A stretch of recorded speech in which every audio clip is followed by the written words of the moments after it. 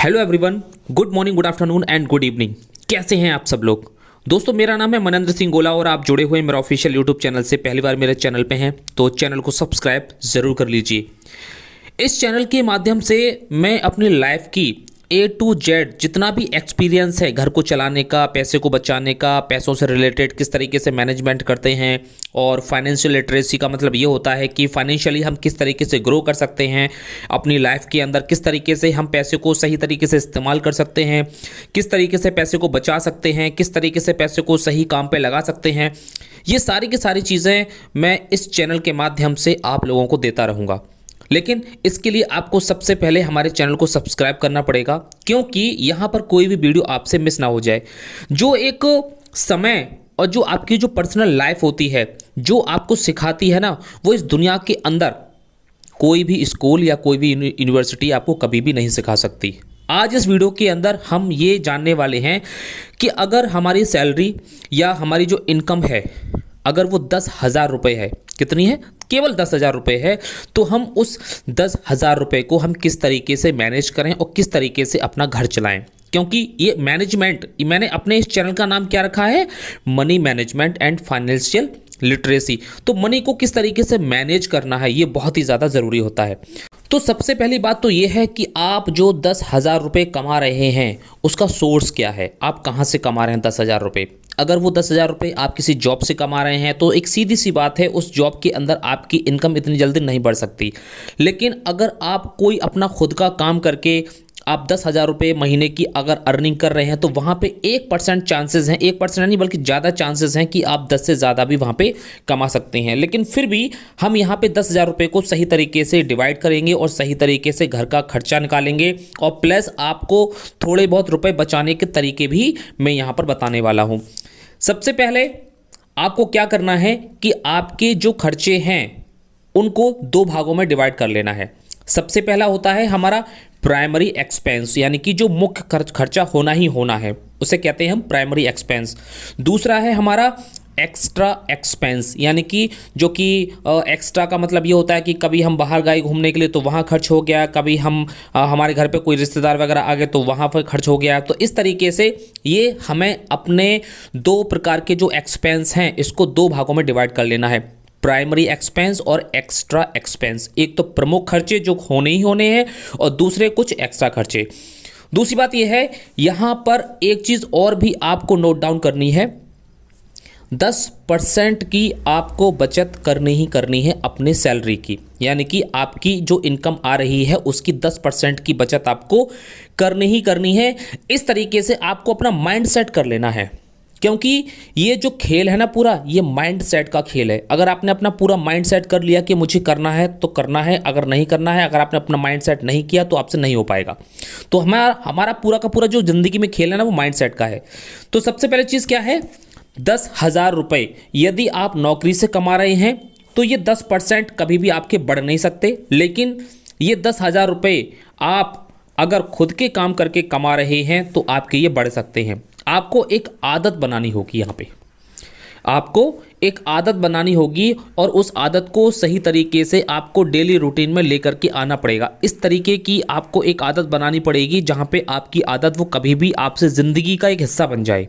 इस तरीके की आपको आदत बनानी पड़ेगी। सबसे पहली चीज़ तो ये है कि आपकी सबसे पहली आदत होगी 10% की सेविंग की। जी हाँ, 10% की सेविंग की सबसे पहली आपकी आदत होगी। और आप कहीं से भी कोई भी इनकम कमा रहे हो, आपको 10% इनकम, यानी कि अपनी इनकम का 10% जो एक रकम है या जो भी 10% बना हुआ है उसको आपको अलग निकाल करके रख देना है और उसको हाथ नहीं लगाना है। अगर हम 10,000 रुपये का अगर हम 10% निकाल दें तो कितना होता है? 1,000 रुपये। 10,000 का 10% कितना होता है? मात्र 1,000 रुपये। तो आप 1,000 रुपये बिल्कुल अलग निकाल के रख दीजिए। ये मान के चलिए कि आपकी सैलरी 9,000 ही है और मुझे 9,000 में ही अपना घर चलाना है। This is a mind set. इस तरीके से आपको माइंड सेट करना है। पहली चीज़ तो ये है, क्योंकि ये जो 1,000 रुपये आप हर महीने जो आप 10% बचाने वाले हैं ना, इसका एक बहुत बड़ा खेल आपको नज़र आने वाला है। कोई भी रिजल्ट एक दिन में नज़र नहीं आएगा और ना ही एक महीने में नज़र आएगा। उसके लिए आपको लगातार कंटिन्यूसली जो है एक कंसिस्टेंसी के तौर पे आपको काम करते रहना पड़ेगा। पहली आदत तो आपको ये बनानी है। ओके, दूसरी आदत, आपके जो प्राइमरी खर्चे हैं, जो भी हो, आपके शुरुआत में ही आपको जो है थोड़ा सा कंट्रोल करके उनको चलना है, थोड़ा सा कंट्रोल करके। लेकिन कुछ खर्चे ऐसे होते हैं जिनको हम कंट्रोल नहीं कर सकते, जैसे कि दूध का खर्चा हो गया, जैसे कि हमारा गैस का खर्चा हो गया, और ऐसे ही और भी बहुत सारे खर्चे हो गए। हमारी बिजली का बिल हो गया, पानी का बिल हो गया, हमारे मकान का किराया हो गया, बच्चों की फीस हो गई। इस तरीके से ये हमारे कुछ ऐसे खर्चे हैं जिनको हम हाथ नहीं लगा सकते, इसमें हम कुछ भी ऊपर नीचे नहीं कर सकते। ये तो होना है तो होना ही होना है। लेकिन इसमें भी अब मैं आपको एक तरीका बताने वाला हूं, इसमें भी आप अपना पैसा बचा सकते हैं। देखिए किस तरीके से बचाएं, जिससे कि जो 10% की आपने एक अलग से सेविंग की, 10% की वो तो की, लेकिन इसके अलावा आप इनमें से भी बचा सकते हैं। फॉर एग्जाम्पल, मान के चलिए कि आपका जो घर में दूध आता है उसका एक महीने का बिल बनता है 2750 रुपये। फॉर एग्जाम्पल मान लेते हैं 2750 रुपये। तो यहाँ पे आपको अपना माइंडसेट करना है कि मुझे दूध का खर्चा 3000 रुपये का है। पहली चीज़, दूध का खर्चा कितना है? 3000 रुपये का है। तो 2750 तो दूध के चले जाते हैं, लेकिन उसमें से कितने बचे? 250 रुपये। वो 250 रुपये आप उसी अकाउंट में डाल दीजिए जहाँ पे आपने 10% डाले हैं। दूसरा, उसी तरीके से गैस का खर्चा, अगर आपको लगता है कि आपके घर पे जो गैस आती है उसका जो खर्चा है वो है 650 रुपये, तो आप ये मान के चलिए कि 650 रुपये नहीं बल्कि 750 रुपये आती है। क्यों? क्योंकि अभी जो गैस महंगी हो गई थी तो 850 रुपये भी उसके दाम चले गए थे, लेकिन फिर सरकार ने उसको कम कर दिया था। तो जब सरकार ने पैसे बढ़ा दिए थे तो आप 850 रुपये भी दे रहे थे उस समय, तो आप यही मान के चलिए कि वही रेट चल रहे हैं, लेकिन उसका जो एक्स्ट्रा पैसा है वो आप उसी जगह मिक्स कर दीजिए।